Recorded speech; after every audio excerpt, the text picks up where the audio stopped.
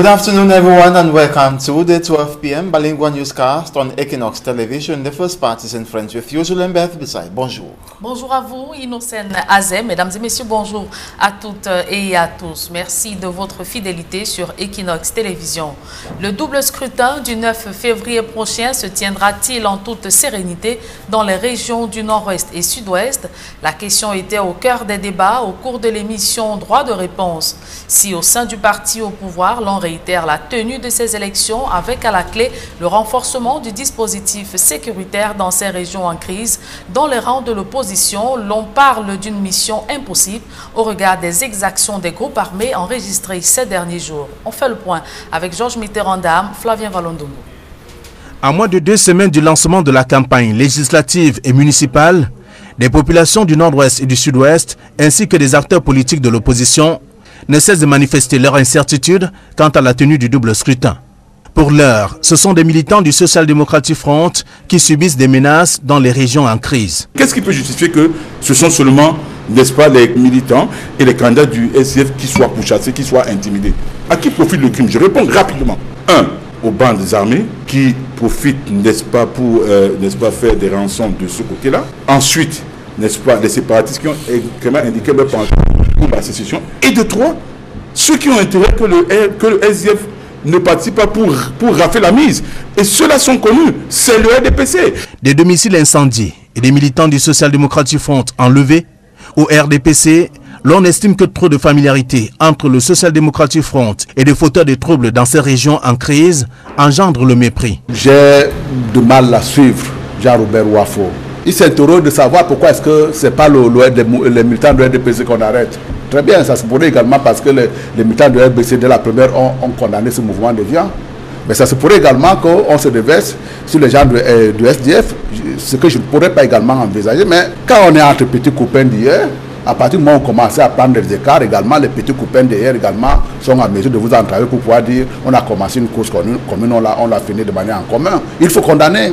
Que se cache-t-il dans cette série d'enlèvements des personnalités et cadres des formations politiques de l'opposition? À cette question, l'un des analystes politiques et avocat au barreau du Cameroun pense que cela peut être des coups montés, des personnes non identifiées qui n'auraient rien à voir avec des sécessionnistes. Les noms de ces personnes iront aux élections, ils seront élus. Et même s'ils sont en captivité, ils seront quand même députés, maires ou conseillers municipaux. Dans la vidéo où on présente des gens à tout bas qui ont été enlevés, on ne voit aucun embargo et on voit seulement les captifs. Et on entend des voix en fond sonore. Alors, certains se demandent, est-ce que ce ne sont pas d'autres personnes qui se passent pour les embargoïdes qui ont enlevé? Et là, je suis vraiment tenté de pencher un peu du côté de M. Wafo. Suite à ces différends, le chef de l'État a rassuré de la tenue du double scrutin de février prochain en envoyant des contingents des forces de défense dans les 2 régions en crise. Une action qui ne rassure pas selon le militant du mouvement pour la renaissance du Cameroun. Je me pose la question de savoir, dans ce genre de circonstances, après avoir voté, comment est-ce qu'on va faire pour s'assurer que les gens qui sont allés voter contre le mot d'ordre des forces sécessionnistes vont avoir la quiétude, vont vivre normalement? Nous savons très bien que, à partir de ce que nous avons vu lors de l'élection présidentielle de 2018, que pratiquement 95% de la population électorale du Nord-Ouest et du Sud-Ouest n'a pas participé à l'élection. La menace sur la sécurité qui prévaut dans le Nord-Ouest et le Sud-Ouest, à moins de 2 semaines du lancement de la campagne électorale du 9 février prochain, ne semble pas rassurer les candidats et les électeurs. Conférence semestrielle des gouverneurs, le ministre de l'administration territoriale réitère l'effectivité du double scrutin du 9 février sur l'ensemble du territoire national. Paul Atangandi a, au cours de cette réunion, mis en garde les acteurs du boycott et annoncé des mesures spéciales prises pour les régions du Nord-Ouest et Sud-Ouest. Le compte-rendu d'Emmanuel Diop et Gizogo. Chacun, dans sa vie, doit choisir entre 2 choses. Le choix de construire ou le choix de détruire. Sans détour, le ministre de l'administration territoriale s'en est vertement pris, en mots à peine voilés, au MRC lors de l'ouverture des travaux de la première conférence semestrielle des gouverneurs pour l'année 2020. Boycotter une élection, c'est lutter contre le développement. Prêcher le boycott des élections, c'est afficher un comportement anticonstitutionnel et anti-républicain. Puis il a ajouté que ceux qui prendront l'initiative de perturber ce double scrutin feront face à l'État. Ce qui est inacceptable et intolérable, c'est de dire par exemple, je n'irai pas aux élections et je ferai tout pour empêcher les autres Camerounais d'exercer leur droit de vote le jour du scrutin. Face à de tels comportements rétrogrades et obscurantistes, les muscles de l'État se mettront en branle et toute velléité de désordre venant de quiconque serait traitée avec fermeté. Poursuivant sa diatribe, il a laissé entendre que les partisans du boycott sont ultra minoritaires. Les rapports reçus ce jour des gouverneurs des régions démontrent clairement que ceux qui prônent le boycott des élections ne représentent même pas 0,0075% de l'électorat national. Selon le MINAT, les élections vont se tenir sur l'ensemble du territoire national. Les élections doivent avoir lieu sur l'ensemble du territoire national, à savoir les 10 régions, les 58 départements et les 360 arrondissements. Pour cela, il a annoncé que des dispositions spéciales sont déjà prises, notamment pour le nord-ouest et le sud-ouest. Un dispositif sécuritaire spécial et conséquent a déjà été déployé dans les régions du nord-ouest et du sud-ouest et y restera pendant et après le double scrutin du 9 février 2020. Décidément, sur l'offensive, Paul Atangandji a par ailleurs tensé ceux qui ne respectent pas les détenteurs du pouvoir qu'il a définis comme émanant de Dieu en citant Saint Paul dans la Bible. En définitive, le ministre de l'administration territoriale souligne qu'il est question sur haute instruction du président de la République pendant 2 jours avec les gouverneurs d'examiner les mesures prises ou celles encore susceptibles de l'être pour assurer la sécurité du scrutin du 9 février prochain. 2 communications du secrétaire d'État à la Défense chargé de la gendarmerie et du délégué général à la Sûreté nationale étaient également au menu du premier jour de la première conférence semestrielle des gouverneurs en 2020. Après le grand reportage d'Equinox Télévision mettant en lumière la dégradation criarde des routes en Colmécène et les aspirations des populations, le gouvernement de son côté annonce le début des travaux de réhabilitation de cette route longue de 7 km pour le mois de juin prochain. Plus de précisions avec Marcelin Ganson.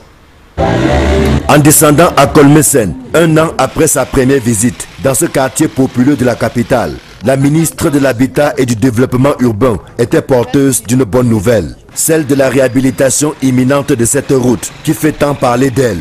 Véritable ouf de soulagement pour les populations qui doivent encore patienter quelques mois. Les Camerounais ne sont pas très patients. J'ai entendu il y a une semaine, on disait Madame le ministre était descendu, où est la route? Mais quand on descend aujourd'hui, si on lance la route demain, vous-même vous serez d'accord? Pour faire une route, il faut faire les études. Il y a des gens qui sont impactés. Il faut mettre tout en place pour les indemniser. Donc nous sommes dans ce processus-là parce que ça sera l'une des plus belles routes. Ouf également pour les autorités municipales et traditionnelles de Yaoundé 5. Elles qui avaient jusqu'ici perdu la voie devant l'impatience des populations de voir enfin la route passer. Pour les populations de Colmécène, c'est une grande joie. Vous savez, nous souffrons depuis des années et ce nouveau bébé, nous l'attendons depuis. Et nous avons vraiment envie de le voir. Pour cela que les populations de Colmécène, par ma voix, nous disons merci au chef de l'État qui en ce moment a pensé à nous. Très heureux pour nos populations qui vont arrêter de souffrir pour les problèmes des routes. Très heureux également parce que tous les chefs qui sont sur cette route n'auront plus à répondre au quotidien de pourquoi cette route n'est pas en train d'être faite. Quand on veut un beau bébé, ce n'est pas en un jour qu'on le conçoit, ce n'est pas le même jour qu'on conçoit le bébé qu'il naît. Quand quelque chose doit être bien fait, ça prend du temps. C'est une route hautement stratégique qui dessert plusieurs quartiers de la capitale et même la ville universitaire de Soa, en passant par le lieu dit Tradex Éleveur. En attendant le début des travaux au mois de juin, Il reste à résoudre l'épineuse équation des nuages de poussière qui rendent la vie difficile aux populations par ces temps où la saison sèche bat son plein dans la capitale. Tous les jours, nous sommes obligés d'arroser pour éviter la grippe et d'autres maladies. Vraiment, notre président a dit qu'on l'aide. Depuis, nous l'aidons, mais ça ne va pas. Tout le tronçon de Nkolmesen jusqu'au dernier poteau, c'est inondé de poussière. Nous appelons aussi donc le gouvernement de venir à notre aide. Le ministère de l'Habitat et du Développement urbain et la communauté urbaine de Yaoundé ont accédé aux doléances des populations. Nous allons commencer l'arrosage aujourd'hui. Donc, on va arroser jusqu'au début de la route. Mais ça n'exclut pas la mise en place, Majesté, du comité d'hygiène. Ça veut dire que vous allez vous organiser à arroser avec les jeunes de Nkolmesen, organisés en comité d'hygiène et salubrité. Les indemnisations devraient être bouclées au mois de mars pour que les travaux commencent effectivement au plus tard, en juin prochain. Célestine Ketia-Cortez a mis à profit cette descente sur le terrain pour toucher également du doigt le niveau d'avancement de certains travaux indispensables à la mobilité urbaine des populations de la capitale. Les tronçons Carrefour Lissouk Mokolo, Carrefour Kameni, entrée du lycée de Biemassi, Carrefour Cornier, Carrefour Anguissa sont quelques-uns de ces projets en cours d'exécution ou en voie de l'être. Des chantiers d'urgence qui visent à redorer le blason de certaines voiries dont la forte dégradation est source de plusieurs difficultés dans la capitale. Parlons sport à présent. Le président de la Confédération africaine de football séjourne au Cameroun depuis hier. Ahmad Ahmad a été accueilli au salon VIP par Seydou Mbombondjoya, président de la FECAFOOT. Le numéro 1 de l'instance fêtière du continent est accompagné d'experts et légendes du football africain. Assailli par les hommes de médias, le Malgache dit avoir un agenda très chargé en terre camerounaise. Pour Ahmad Ahmad, chaque partie a un rôle à jouer dans l'organisation du CHAN 2020 et la CAN 2021. Je vous propose à présent de suivre la réaction d'Ahmad Ahmad au micro d'Equinox Télévision. Je suis là pour écouter, pas pour donner des leçons. Je suis là pour écouter et pour prendre ensemble avec ceux qui sont invités ici et la partie camerounaise, c'est des décisions qu'il faut pour le bien de la Coupe d'Afrique des Nations, la CAN 2021. Je dis souvent, le football, c'est nous tous, c'est pas seulement nous. Donc si ça marche pas, c'est à nous tous la responsabilité. Et mon devoir en tant que président, c'est de vous faire appel à tous, que chacun amène sa contribution, que chacun expose son point de vue, comment nous développons notre football. Un public reportage dans ce journal. Les populations de la ville de Pouma se réjouissent du travail abattu par l'exécutif communal sortant. Ce dernier promet de fournir plus d'efforts pour le développement de cette localité. Reportage. Ville de Pouma. C'est l'un des arrondissements du département de la Sanaga-Maritime, région du littoral, situé entre Edea et Boumniebel sur la nationale numéro 3.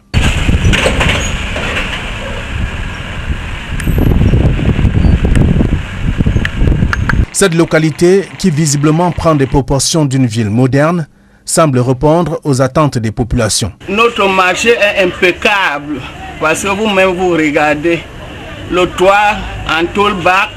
Quel marché a le marché qu'on vend la tomate, les tout et tout, qui peut être un bon marché comme ça? Il n'y avait même pas les gardiens, on se débrouillait comme ça au soleil avec nos parasols. Maintenant vraiment c'est bien, vous-même vous regardez. La réparation évoquée ici, comme bien d'autres réalisations, notamment la réorganisation des espaces marchands, l'installation des lampadaires au centre-ville, la construction des forages dans des quartiers et villages, sont des actes visibles.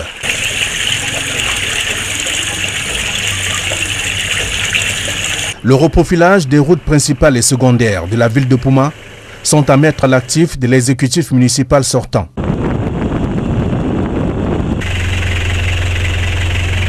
Des faits d'armes qui sont également perceptibles dans la plupart des villages que compte l'arrondissement de Pouma. Le maire Soban a travaillé, il a œuvré, il a fait beaucoup d'efforts, il a fait tout, il a fait l'énergie est venue. Si vous voyez chez nous, sur les poteaux électriques, c'est écrit commune Pouma fait comme. C'est lui qui a fait à ce que la vie arrive chez nous. La construction des ponts, des écoles, mais aussi des cases communautaires rentre dans les objectifs déjà atteints que se sont assignés le maire sortant et son équipe, même si des efforts sont encore à fournir pour le bien des populations de Pouma. Le budget que je soumets aujourd'hui à votre approbation, il est, comme son nom l'indique, un budget, c'est-à-dire une estimation de ce que nous pensons pouvoir faire ou ce que la mairie va pouvoir faire pour l'année 2020. Mais je vous dis tout de suite, ce budget n'est pas à la hauteur de ce que nous pensons qu'on va devoir faire. Face aux représentants des quartiers et villages de Pouma, le chef de l'exécutif et par ailleurs l'un des meilleurs experts en décentralisation au Cameroun reconnaît que ces populations en demandent davantage. Ce qu'on peut déplorer, c'est que quand certains collègues demandent l'électrification, les gens se comportent comme si le maire avait juste à signer un papier pour que le village soit électrifié. Dans la commune de Pouma, il reste un seul village qui n'est pas électrifié 5 ans là, dans la zone de Montpellier. Mais je dis, vous avez vu, j'ai sorti pendant la délibération le devis qui a été déposé au niveau du ministère de l'énergie et de l'eau. Je pense que cela va être fait. Avec plusieurs autres chantiers en cours de réalisation dans l'arrondissement de Pouma, en ville comme dans des villages, l'élan de l'émergence de cette localité mérite d'être concrétisé par des initiateurs de ces différents projets pour le bien-être des populations. Ce public reportage met un terme à la première partie de ce journal. La seconde est en langue anglaise avec vous. Innocent Azé, good day once again. Good day once more, Julien, and to your viewers, good day as well. Thanks for staying with us for the second segment of the newscast. Over 300 internally displaced persons of the Anglophone crisis are being hosted in a compound in Makepe Misoke neighborhood in the Douala 5 municipality. Access to a health facility and equally feeding is very complicated, but how is a living condition in general? Find out in the following report. Chief Dr. Joseph Mufo hails from Santa Subdivision, Mesam Division of the Northwest Region of Cameroon. He now resides in Makepe Misoke in the Douala 5 municipality. He is hosting over 300 internally displaced persons from the two English-speaking regions. Today, the list I transferred to the DO of Douala 5, it was 314, but others have added. I transferred the same list equally to the Minister of Territorial Administrations with a letter. I equally wrote a letter to the head of state. They sleep everywhere in the compound. Les déplacés habitent ici, ils habitent ici, et d'autres dorment ici à la cour. The house condition is not really favorable with us. We live in a cardboard house with mosquito. The condition has not really been easy with us. We pay 15,000 francs per month, but at the end of the month we are even unable to pay the rent. Feeding condition is horrible. All my small they won't come out. The day now, even for chop. They are the final for feed them in no day. A difficult moment for us to live where we were living and coming to a strange land. It has really not been easy with us. Access to medication is equally a big challenge. So one day they will come out for his skin, or you food them. So one day they not even work. She struggles to raise money and send her younger ones to school, but nothing seems to be moving.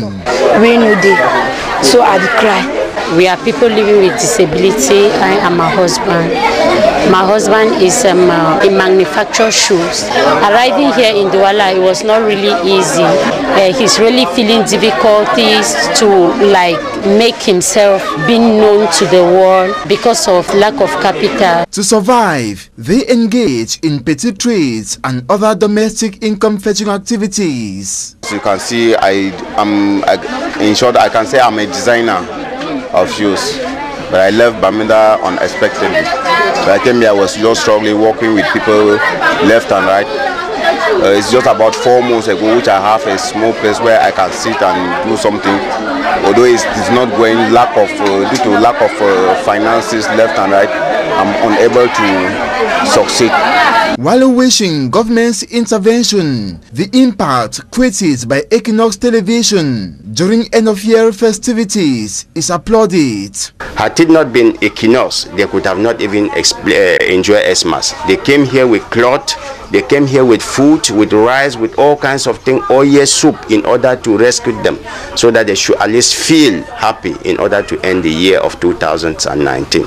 They battle to cope with the deplorable living conditions, but get more and more prayerful. The armed conflict ends for their possible return to their respective localities in the northwest and southwest regions.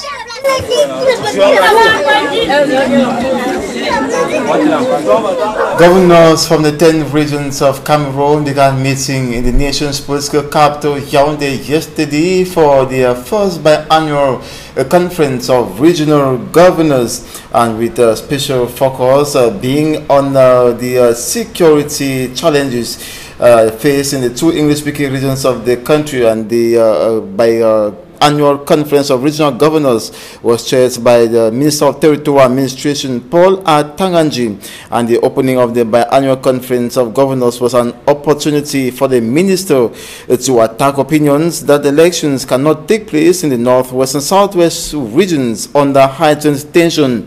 Minister Paul Atanganji announced that twin elections will take place throughout the national territory, with special measures taken for the 2 Anglophone regions. Here now is an excerpt of the Minister of Territorial Administration, Paul Atanganji. Take a listen. As we all know, the security context in some regions of the country is peculiar.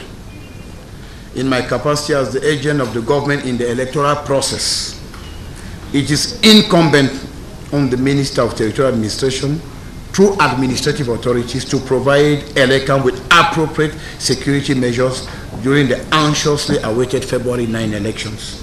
In fact, the head of state's directives are very clear. Elections must take place in all over the national territory, that is, in all the 10 regions, 58 divisions, and 360 subdivisions. And this should be in complete safety and serenity.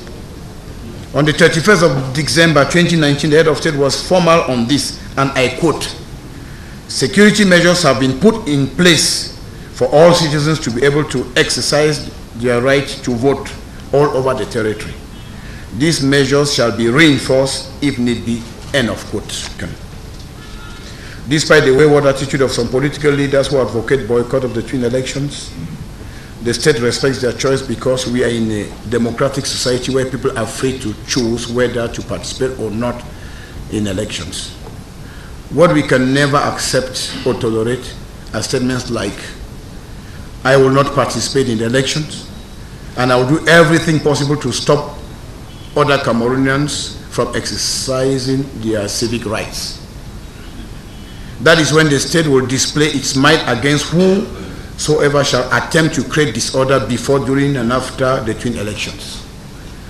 Regardless of their social status, troublemakers shall be dealt with firmly and squarely in accordance with the laws of the Republic. I would like to ensure the national and international opinion that, according to reports received from regional governors, those calling for elections boycott are not even up to 0.0075% of the national electorate. It is therefore clear that the majority of Cameroonians will massively take part in the February 9 polls in response to President Paul Biya's December 31 call. Ladies and gentlemen, there are 2 main choices we make in life: the choice to build or the choice to destroy, the choice to serve God or the choice to serve the devil. Those who choose destruction, hatred, misinformation, and conspiracy against Republican institutions have chosen to serve Satan, and will end up sooner or later crying, "Had I known."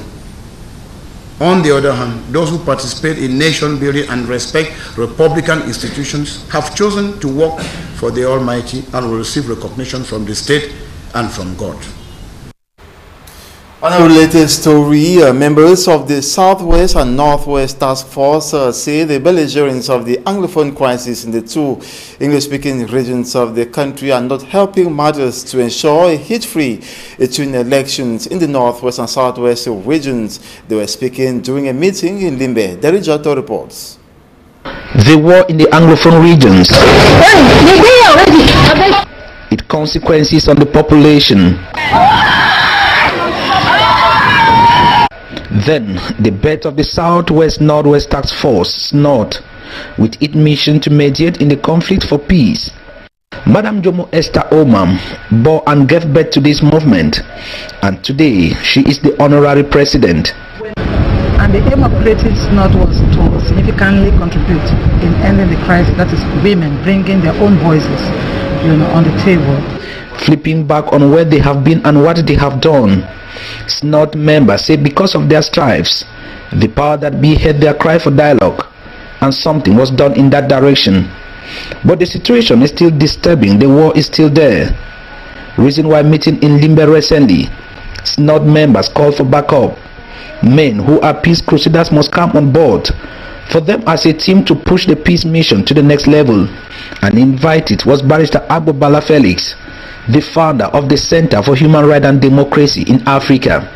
If you ask me if they were to create a Truth and Reconciliation and Justice Commission, I would like a woman to head that commission, because they have a way of finding solutions to problems. They have a way when there is tension amongst men who are the causes or the cause of most of the conflicts. But actors on the ground, those who they refer to as the people who brought the war on them, are instead beating drums of escalation.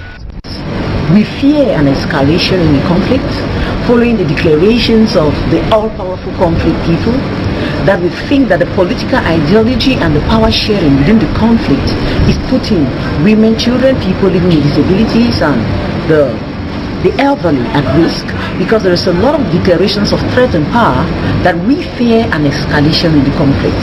Madam Salim Mafochi, SNOT General Coordinator, also declared the stand of SNOT in the midst of this uncertainty.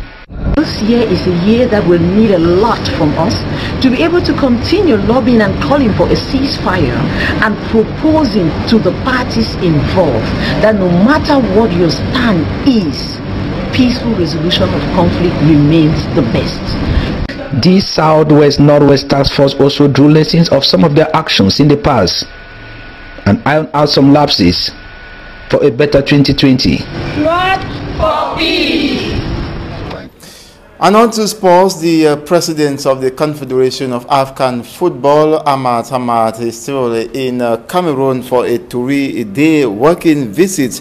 And he arrived the country yesterday via the Yaoundé Simalé International Airport, welcomed by football authorities in Cameroon. The CAF president, everyone says that everyone has a role to contribute in the success and growth of football. Thus, his visit is just a wake-up call for Cameroon.